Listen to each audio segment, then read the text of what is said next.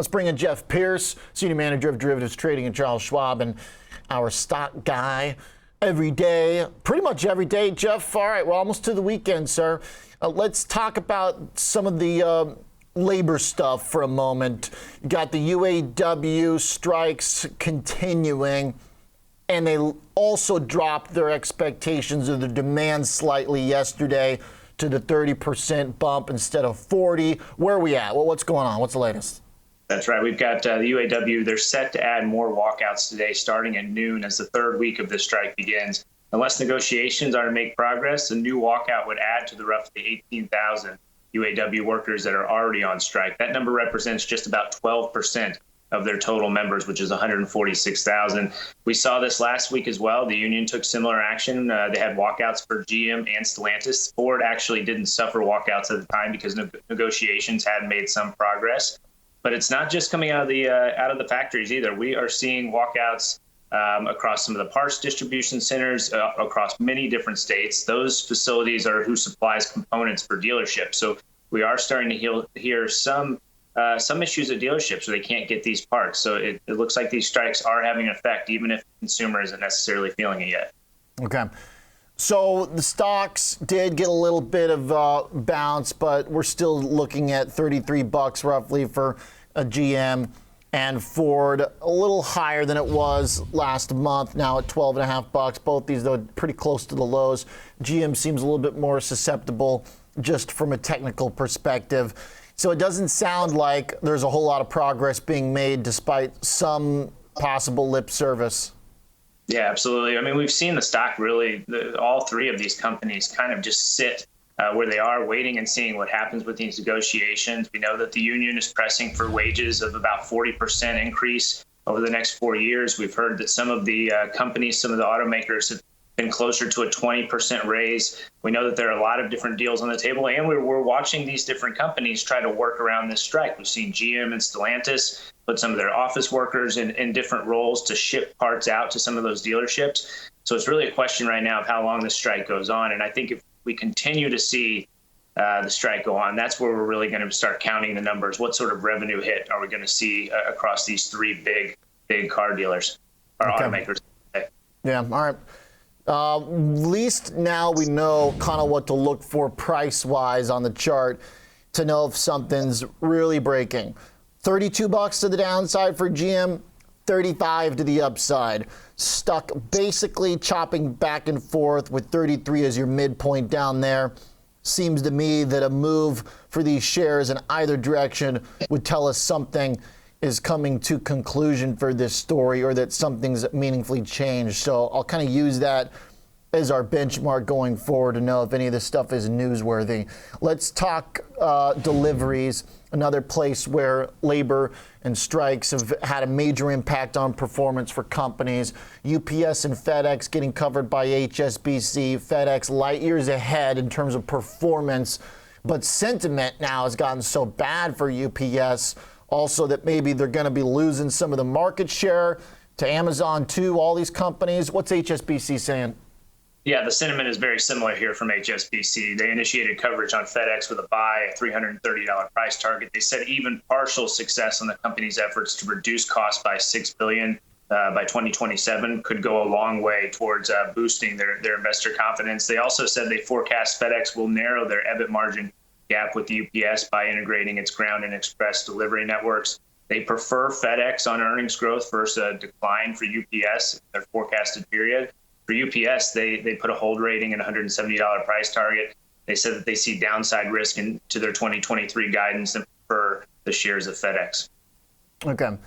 So no love really for UPS at this point. And for FedEx, trading it's just marginally below. I mean, look at that chart. How can you not like it? You know, I'm surprised that we don't get more upgrades and coverage, on this, because there's just nothing really that looks like that right now. Straight up higher highs, higher lows. It's amazing. Yeah, and we've seen FedEx do a lot in terms of, cutting costs. We've seen they expect about $4 billion in cost over 2 years by merging their express and ground units. We know that they have a lot of plans in place. And, daily package volumes have been on the decline, especially the ones that tend to drive most revenue for them. They're seeing a lot more activity on ground, but that's really, there are not a lot of margins on those side of the business. So UPS has been struggling. We certainly know those contracts, those union contracts, did take a toll. The contracts that cost about $500 million more in the back of half of 2023 is what the company said last month. So FedEx has been in a better place. So it's not just that UPS costs are going up from wages.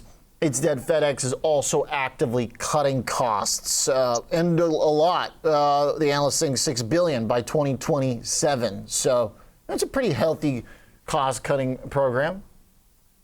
Yeah, I'd say so. We're watching that cost-cutting really start to take its toll on the company in a good way, and we've seen the company make adjustments that they've had to since COVID time, and part of that has been trying to streamline their business a little bit. This plan to cut $6 billion by 2027 has been around for a little while, and the execution so far has been really good. And I think to the point of this analyst, even if they only reduce a part of this $6 billion, that's going to go a long way towards investors being more confident in the stock. Okay. All right, nice. I like it. Very good story about a concept we just heard from Matt Rowe. Dispersion, meaning how things go in different directions, especially within sectors. Prime example right there. FedEx and UPS, literal opposites. How about Tesla? You got something for us here this morning, Jeff. It's a Friday, so let's sprinkle something in. It's always nice to get a little news flow on the business, as we've got more cuts, and probably it's something we should start to pay attention to now. I mean, these analysts aren't just, coming up with this at random. This is the second day in a row. Yeah, absolutely. We've got Piper Sandler cutting their Q3 delivery forecast to 445,000. That's down from 515,000. But they did say this move is not bearish. They said the change is due entirely to the downtime in Shanghai and Austin, where the Tesla will close down plants in preparation for launching some new products, including that new Model 3 and the Cybertruck.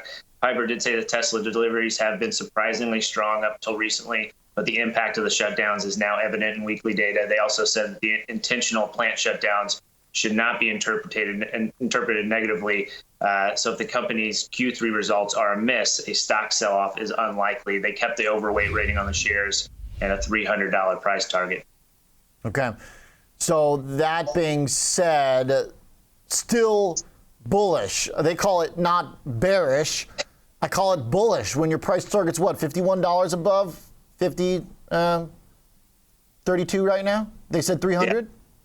Right, absolutely. And to your point, though, this is not the first time we've heard about this. And other sentiment from analysts has not been as positive. Deutsche Bank cut them to 285 from 300, kept that buy rating.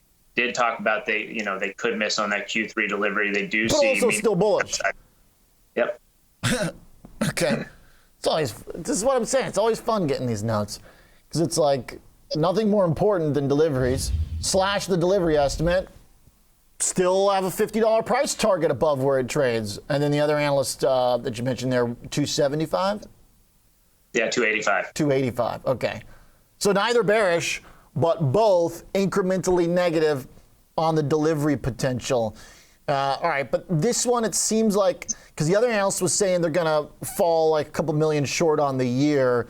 This one doesn't seem quite as drastic. No, we're expected to hear this number on October 2nd. Estimates, kind of across the board have been closer to 462,000. Obviously, these analysts are cutting that down. I think one of the things that, you talked about them really focusing on the deliveries. I think a lot of investors right now are focused more on some of the price cutting we've seen and the gross margins and operating margin, the impact that price cutting has had on these different numbers. And, it's a very competitive market, but we've seen Tesla do several price cuts over last year, and that has certainly started to weigh on margins a little bit. Okay. Yeah, Deutsche Bank's was a little bit more intense. So yeah, like 200,000 of the 2 million for 2024. So theirs is a little bit more intense. Shares, though, are doing fine. You got the market up too, so don't worry about it. Thanks, Jeff Pierce.